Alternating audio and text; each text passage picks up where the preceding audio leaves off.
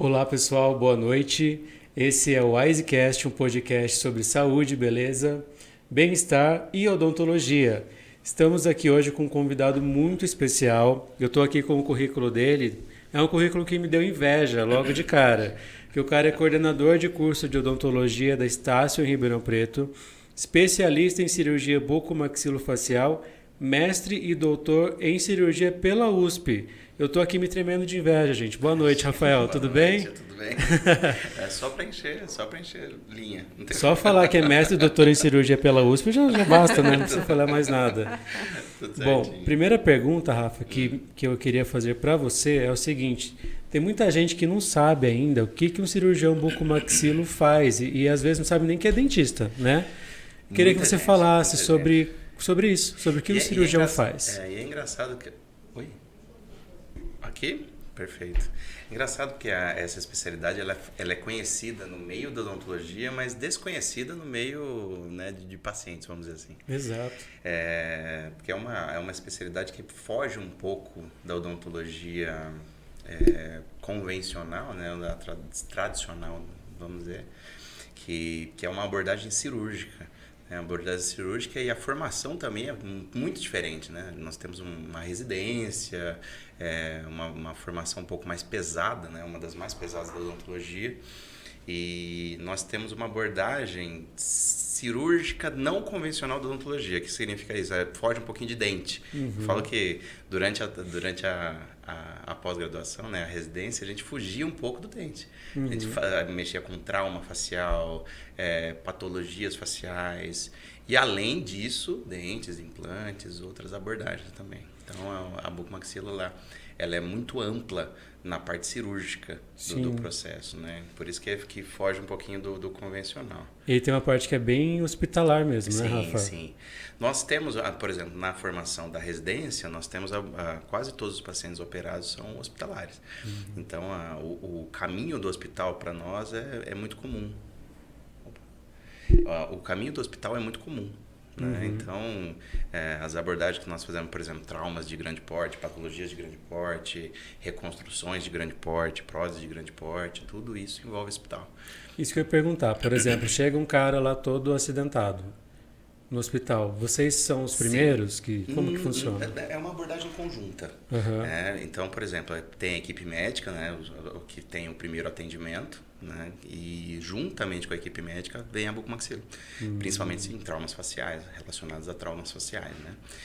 E é uma abordagem muito complexa também, porque envolve via aérea, envolve a análise masticatória, então, essa abordagem ela tem que ser conjunta. Se tiver um sangramento de grande porte, por exemplo, a gente entra para abordar juntamente com a equipe médica, por exemplo, no mais complexo, vamos dizer assim. Mas a equipe médica sempre entra antes, né? Porque eles são, vamos dizer assim, a entrada do processo. E a bucomaxilo está sempre ali do lado. Sim. Principalmente em traumas faciais, envolvendo traumas faciais. Da face inteira. Face inteira. Desde a linha que a gente fala, né? Da linha do cabelo, né? Da linha de inserção do cabelo até a parte do ióide. Então, a gente tem essa abordagem. Então, é trauma de mandíbula, fraturas, né, de mandíbula, fratura de maxila, que é a parte superior, de zigoma, de frontal, né, que é a área da testa, arco zigomático. Então, a gente tem essa abordagem mais eu até ia te perguntar, Rafael, boa noite. Boa noite. Quais que são os problemas mais comuns que requerem atuação própria do bucomaxilofacial? Você já falou um pouquinho. A área de trauma é bem abrangente, né? Quando a gente fala de traumas faciais, a bucomaxilo, na minha opinião, é uma das mais capacitadas para fazer, porque trauma facial geralmente envolve áreas dentárias, oclusão e via aérea. Então, a gente tem essa abordagem de reconstrução do que está, né? Do que entrou, por exemplo, num trauma que estava bem destruído, né? E aí a área de patologias também, patologias de grande porte, patologias de pequeno porte também, diagnóstico e tratamento dessas patologias, próteses faciais também, né, a reconstrução de assimetrias, juntamente com a equipe de neurocirurgia, equipe de cirurgia plástica, otorrinolaringologia também, a atuação conjunta. entre outras áreas, né? E a área de reconstrução também para colocação de implantes, né? Que envolve literalmente reconstruir o osso para colocar esses implantes numa posição mais correta, ou criar aquele osso que não existe. Então a bucomaxila ela abrange tudo isso e mais um pouquinho.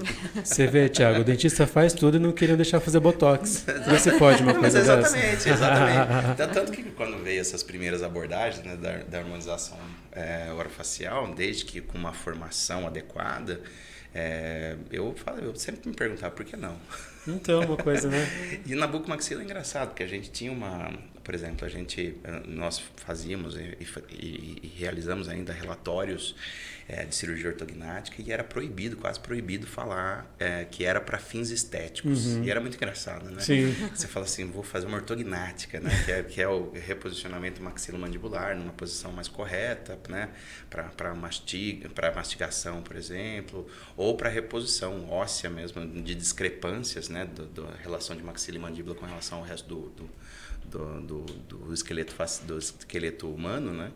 E a gente não podia colocar que era estético, porque senão até corria o risco do plano de saúde, por exemplo, não aprovar. E eu acho que assim, o paciente mesmo às vezes vem com a queixa estética, né, nesse caso, mas sem saber vários problemas funcionais que ele tinha por isso, né? Que acaba consertando também. Exatamente. Então, por exemplo, a ortodontia ela tem um certo limite de atuação com relação a movimentações dentárias. E além do limite ortodôntico, entra o momento cirúrgico, né? Por exemplo, você consegue movimentar o dente até um certo limite dentro desse, vamos dizer assim, passando desse limite, aí só a abordagem cirúrgica. Né? Desde que não pegue, vamos dizer assim, em desenvolvimento, que você consegue ter uma ortopedia ali dos maxilares que consegue estimular esse osso na movimentação. Mas saindo desse escopo de ortopedia, né, que acontece até a fase de desenvolvimento e de crescimento do esqueleto facial, aí entra na prática cirúrgica. E muitas vezes o paciente chega pra gente e fala, nossa, Rafael, eu fiquei 15 anos fazendo ortodontia e soubesse que feito isso, né? E agora me falaram que eu preciso de cirurgia ortognática, por exemplo, né? Que é engraçado, né? Que o diagnóstico é muito incorreto em muitas vezes, né? Da parte ortodôntica do caso ou do limite, onde pode se chegar para aí já começar a parte cirúrgica. Então, e é uma abordagem também da cirurgia bucomaxilofacial. Eu acabei esquecendo de cirurgia ortognática, né? Que cirurgia ortognática é o reposicionamento maxilomandibular com relação mais correta, né? Vamos dizer assim. Que aí entram, né, aqueles pacientes que têm o queixo muito para frente ou muito para trás e a maxila muito para frente ou muito para trás também. Então é uma das abordagens também da cirurgia ortognática. E o queixo para frente, a harmonização não tem o que fazer, viu? O queixo para trás até que você preencher um pouquinho, mas quando o queixo está para frente, gente... Preencher uma lá. Dependendo do grau, é mais complexo o tratamento. Deixa eu perguntar, Rafa. Nas outras áreas da odonto, eu vejo assim, por exemplo, na área de dentística, as resinas mais tecnológicas, na área da harmonização, os preenchedores com mais tecnologia. Na área da cirurgia, tem isso? Assim, a tecnologia chegou para vocês? A tecnologia chegou. Eu acho que um dos grandes avanços que aconteceram na odontologia nos últimos anos foi justamente a área de imagem. A área de tomografia, de desenvolvimento de predictibilidade, né, com relação à imagem. Então, a gente consegue fazer tudo hoje, quase tudo, virtualmente. E esse tratamento virtual, ele é muito semelhante ao que vai ser de forma definitiva. Uma previsibilidade. E com esses desenvolvimentos, né? E com esses desenvolvimentos foi possível criar guias, por exemplo, em cirurgias, guias de corte mais precisos, modelos de rotação de osso, por exemplo, que antigamente não se tinha uma noção clara, hoje em dia se tem essa noção clara. Então, o desenvolvimento da área da bucomaxilo e também de outras áreas, inúmeras outras áreas da odontologia, se deu no desenvolvimento das tecnologias de imagem. Que legal. Né? A tomografia, por exemplo, há alguns anos era uma coisa, fala, nossa, vai pedir tomografia, tanto para implante. Nossa, o paciente está morrendo se pedir tomografia. Pedir tomografia. Não, e além de ser muito cara, ela era muito cara. né? Envolvia hospital muitas vezes, etc. E agora com a Conibin, né? Com o barateamento, né? de uma certa forma, né? Deixando um pouco mais barato esses exames, ficou muito mais fácil, né? E a impressora 3D chegou junto nesse processo para também o desenvolvimento de guias de corte, dessa predictibilidade com relação ao tratamento final. Então é muito mais fácil a gente imaginar o tratamento, fazer o tratamento, mostrar para o paciente até certo ponto, né? Porque nada é tão preciso assim, mas mostrar para o paciente o resultado, inclusive com relação ao desenvolvimento do tecido mole, né? Que por exemplo, para desenvolvimento de estética facial relacionada à cirurgia ortognática, a gente tinha cálculos, nossa, eram inúmeros cálculos que se fazia. Por exemplo, se você movimentar o queixo, né? O osso, um centímetro para frente, o tecido movimenta 1 centímetro, mas se for o incisivo central, não movimenta 1 centímetro, movimenta menos, então você tinha que fazer uma conta extremamente complexa para tentar imaginar como era esse processo, né, de tecido mole. E hoje em dia é muito mais preciso. Não chegou a um 100% de precisão ainda, né? Mas é muito mais preciso, é muito mais visível para o paciente também com relação a isso. Então, ficou muito mais fácil. Então, o desenvolvimento que eu falo que se deu na bucomaxilo nos últimos anos se deu muito relacionado à tecnologia também de corte, né? Por exemplo, em cirurgia ortognática, muitas vezes em algumas abordagens a gente não usa mais aquela broquinha, né, que era famoso, que é famoso ainda na odontologia, que fazia aquele barulho estridente, etc. Hoje em dia é tudo piezo, então o risco de lesão nervosa, o risco de um corte que não é tão preciso diminuiu bastante. Então tudo isso desenvolveu bastante na bucomaxilo. E também relacionado a outras áreas, né? As outras áreas foram também. A implantodontia. Não só a previsibilidade do dentista, mas eu acho que o conforto para o paciente também, né? Sim. Não, muito mais. Né, de uma forma geral. Muito mais. O pós-operatório, por exemplo, de uma cirurgia extremamente complexa, utilizando piezo, guias de corte, cirurgias minimamente invasivas que estão entrando agora vamos dizer assim, na abordagem nova da bucomaxilo. O pós-operatório é muito mais tranquilo, o paciente quase não incha, o risco de lesão nervosa quase 100% das vezes diminuiu, entendeu? Então, teve uma evolução muito grande, Eu queria só aproveitar o assunto, tia. Eu nem sei se acho que era uma das próximas perguntas aí que mandaram, mas já aproveitando, eu já fiz, Rafa, algumas cirurgias de prótese de mento, junto com a minha prima que faz bucomaxilo, né? E a gente só faz com impressão de modelo 3D, com tomografia. Aí eu escutei você falando que antes não tinha isso, então? Como que era? Antes tinha, mas era muito mais complexo, porque assim, não tinha você tinha a tomografia, e aí você mandava imprimir essa tomografia no modelo 3D, mas esse modelo não era tão fácil de conseguir, porque não era...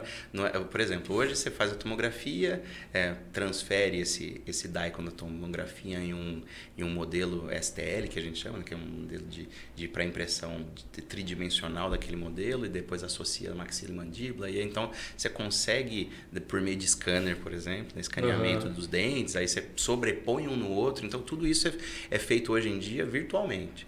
Antigamente não, antigamente era assim, você fazia a tomografia e mandava para uma empresa, eu lembro que tinha uma empresa em Campinas, eu estava em Maringá, imagina, né? Nossa. Aí tinha uma empresa em Campinas que imprimia esses modelos, e aí mandava pra gente, e muitas vezes a gente tinha que esterilizar, e aí a resina tinha que ser diferente, era um terror, era extremamente complexo. Hoje em dia, vamos dizer assim, para planejar uma cirurgia ortognática, depois que você tenha, por exemplo, uma tomografia ou escaneamento intraoral, você planeja uma cirurgia ortognática em 20 minutos, imprime o guia em algumas horas e acabou. Você já vai para a cirurgia, não tem mais nada a fazer. Quando a gente pensa no ponto de vista de material, Rafa, como que foi a evolução? Os materiais antes eles são os mesmos e eles foram sendo aprimorados, ou mudou a matéria-prima do material da prótese? A tecnologia avançou muito, né? Eu falo que quando eu comecei na bucomaxilo, comecei no hospital na Santa Casa de São Paulo, que eu fiz um estágio de aperfeiçoamento lá na Santa Casa de São Paulo, depois eu fui para o Hospital do Mandaqui, lá em São Paulo também, A gente chamava de Mandaquistão. Era bem complexo a questão lá no Mandaqui.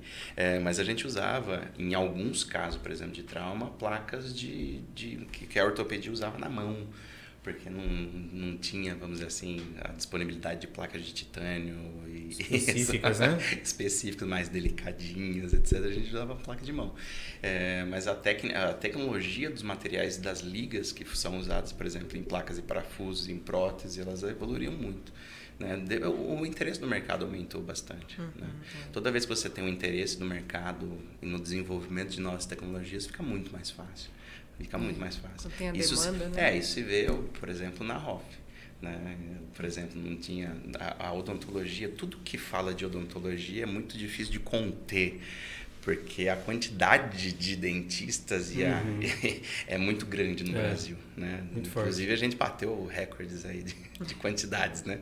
Então, a nossa classe, em quantidade, ela é muito grande. Exato. Então, é muito difícil de conter essas abordagens. Então, sempre que existe um interesse comercial no desenvolvimento de novas tecnologias, né, de placas, de próteses, de biomateriais, biomodelos, etc., você tem uma facilidade muito grande depois de algum tempo. E isso fez também que esses materiais novos melhoraram também a questão do pós-operatório dos pacientes. Quais são os desafios que esses pacientes enfrentam quando fazem essa cirurgia, tanto de bucomaxila ou de implantes também? Por exemplo, na área de implantodontia, ela também evoluiu tanto quanto a bucomaxila, né? E outras áreas da odontologia também. Né?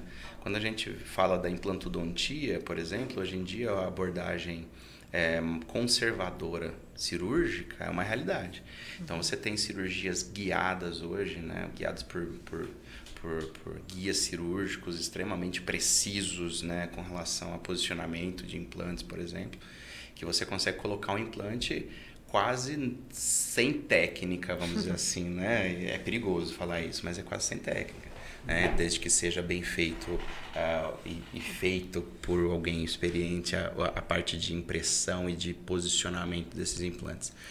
O planejamento faz toda a diferença. O planejamento também, é toda a diferença. Né? O pessoal fala assim, não, a cirurgia guiada veio resolver todos os problemas. A cirurgia guiada é aquela que você coloca um guia, literalmente, para você guiar o posicionamento do seu implante. Isso é uma realidade hoje em dia. Porque antigamente, nossa, eu tô ficando velho. Eu tô falando antigamente. Mas na década de 50 também. Antigamente, há 5 anos, né? Não. Mas o que eu tô falando? Porque a cirurgia guiada há alguns anos não era realidade também. Era caro, era complexo, não tinha tomografia adequada, então era tudo muito complexo. Hoje em dia, não. Hoje em dia, é a mesma facilidade, por exemplo, de fazer um planejamento de cirurgia ortognática, que é extremamente complexo, é a mesma facilidade de fazer um implante. Então, você imprime um guia, você tem um kit específico, então a cirurgia é o que o pessoal fala de cirurgia sem corte. Né? Não existe. Mas, exatamente, é um marketing. Né? Mas é uma cirurgia pelo muito... pensamento. Não, só vai passar aquele tecido. Eu acredito em você. Né? Não, mas a cirurgia sem corte, o pessoal fala que é com esses guias, é muito mais precisa, né? Desde que bem feita, ela é muito mais precisa. E o pós-operatório é incrivelmente melhor. Incrivelmente melhor. Antigamente você tinha que... Nossa, eu vou parar de falar. Senão o pessoal vai achar que eu sou um velho de 90 anos. Exatamente. Então, assim, há algum tempo você tinha que abrir a gengiva inteira do paciente para colocar esses implantes. Hoje em dia, não. Hoje em dia você coloca no guia e posiciona. E o futuro, que eu vejo, um futuro próximo, não tão próximo, mas um pouco próximo, é a cirurgia navegada, que você consegue ver tomograficamente no computador na sua frente o posicionamento do seu implante dentro do osso, furando no paciente. É extremamente uma loucura. Eu vi isso hoje no Instagram, uma página de medicina. Sim, você navegada. Você pega os seus exames de imagem, coloca dentro de um software e ele consegue projetar isso como se fosse em realidade aumentada. Exato. Então, à medida que você vai acessando, ele já vai mudando a imagem. Você está lá furando o implante, por exemplo, incrível. Olhando a tomografia na tela, e aí você está chegando perto do nervo, você falou, opa, deixa eu chegar um pouquinho mais. Tal. E aí você vê o posicionamento das raízes é fantástico. É incrível. Mas ainda não é realidade. Além de ser muito caro, não é tão fácil assim.